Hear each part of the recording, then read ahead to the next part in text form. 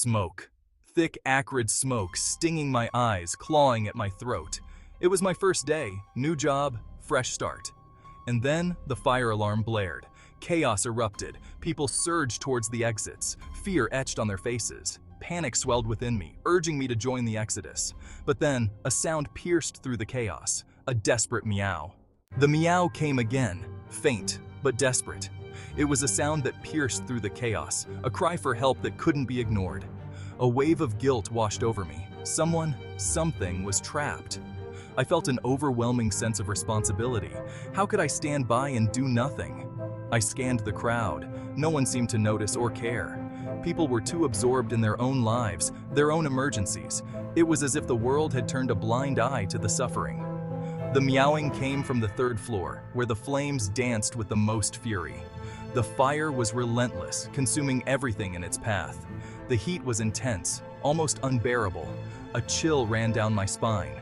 The thought of that poor creature trapped up there, alone and terrified, was too much to bear. I couldn't shake the image from my mind. I knew what I had to do. There was no time to waste. Every second counted. I had to act, and I had to act now. I couldn't leave it to die. The thought of abandoning it was unthinkable. I had to try, no matter the risk. I plunged back into the smoky hallway, against the tide of fleeing humanity. The smoke was thick, making it hard to see and even harder to breathe. But I pushed forward, driven by a sense of duty and compassion. The cries of the cat grew louder, guiding me through the darkness. I knew I was getting closer. I had to be. The flames roared around me, but I couldn't turn back now, not when a life was hanging by a thread. The heat intensified with each step. The air was thick with smoke, obscuring my vision. I coughed, my lungs burning. The fire escape was gone, engulfed in flames. Panic threatened to overwhelm me, but the desperate meows spurred me on. I found a stairwell relatively free of smoke. My heart pounded in my chest. I took the stairs 2 at a time, my eyes stinging, my throat raw. Section 4. Triumph over terror. The third floor was a furnace. Flames licked the walls and the heat was almost unbearable. The air was thick with smoke, making it hard to see and even harder to breathe. I crawled, staying low to the ground to avoid the worst of the heat and smoke.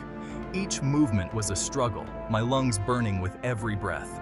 The roar of the fire was deafening, and the crackling of burning wood filled my ears. The meows led me to a small, terrified kitten, huddled in a corner.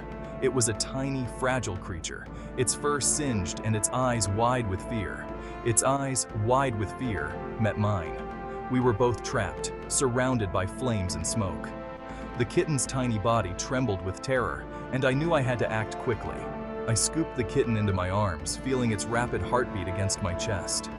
It was so light, so vulnerable, and I felt a surge of determination to get us both out of there. It clung to me, trembling, its tiny claws digging into my shirt. I could feel its fear, and it mirrored my own. But there was no time to dwell on that. Turning back, I fought my way through the inferno, fear lending me strength I didn't know I possessed. Each step was a battle, but I was determined to save the kitten and myself. The flames seemed to close in around us, but I kept moving, driven by a fierce will to survive. Section 5. A Hero's Welcome. Reaching the lobby, I stumbled out into the fresh air, gasping for breath. The kitten, safe in my arms, finally relaxed, nuzzling against me. Paramedics rushed over, checking us both. The crowd, now a safe distance away, erupted in cheers. I had done it. We had both survived. Section 6. Reflections in the aftermath. The fire was a blur, a nightmare I could barely recall. The chaos, the smoke, the heat. It all melded into a single, terrifying moment. I remember the sound of sirens wailing in the distance, the frantic shouts of people trying to escape, and the overwhelming sense of panic that gripped everyone around me. But the feeling of the kitten's small body pressed against mine, that tiny heartbeat racing with fear, is something I will never forget. It was a moment of pure connection amidst the chaos, a fragile life clinging to me for safety, the gratitude in its eyes that remained vivid. Those eyes, wide and innocent, spoke volumes. They conveyed a silent thank you, a deep appreciation that words could never capture. It was in that moment I realized the profound impact of a single act of kindness. My first day at work was unforgettable. for reasons I could never have imagined. I had walked into that office building with dreams of a new career, eager to make a mark in the corporate world. Little did I know, fate had other plans for me. I didn't become an office worker that day. Instead, I found myself thrust into a situation that tested my limits, my courage, and my resolve. The fire had turned an ordinary day into an extraordinary challenge. I became a hero, a savior. The recognition and applause that followed were overwhelming, but it was the quiet moments of reflection that truly defined the experience for me. It wasn't about the accolades. It was about the lives saved and the difference made. And I learned that courage isn't the absence of fear, but the triumph over it. Facing that fire, feeling the fear coursing through my veins, and still choosing to act, that was true courage. It was a lesson that would stay with me forever, shaping the person I would become.